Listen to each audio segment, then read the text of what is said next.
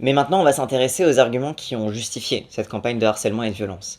Et vous allez voir que quand je parle de théorie du trans-remplacement, c'est pas de l'exagération. Bon alors, cette meuf-là, Janice Raymond, qui a lancé toute la campagne de harcèlement, bon déjà, son idéologie, c'est de dire que les femmes trans sont des hommes. Bon, ça c'est classique pour toute transphobe qui se respecte, vous me direz.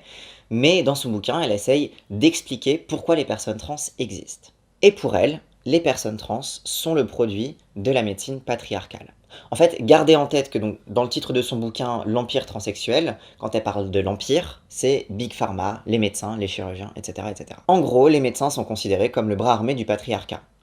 Comme les féministes commencent un petit peu trop à se rebeller, Big Pharma a trouvé la solution, les femmes trans.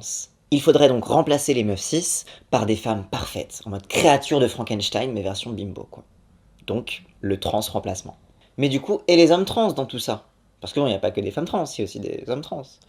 Et ben en fait, nous, on sert de. Alors, je vais vous lire la phrase. On sert de gage, en anglais on dit token, qui permet à l'Empire de garder la face.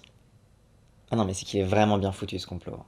D'ailleurs, c'est un peu misogyne, non? Parce qu'elle s'attaque que aux femmes trans et elle laisse tranquille les hommes trans. C'est pas du privilège masculin, ça.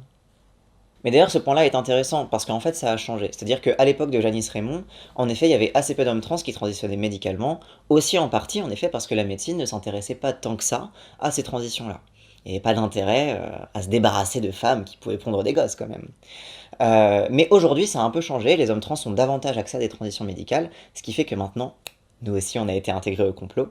Donc maintenant, nous aussi, on remplace les femmes en devenant des hommes. Donc les femmes trans remplacent les femmes en étant des hommes qui deviennent... Et nous, on remplace les femmes en devenant des... Puis le jeu gagne, face super.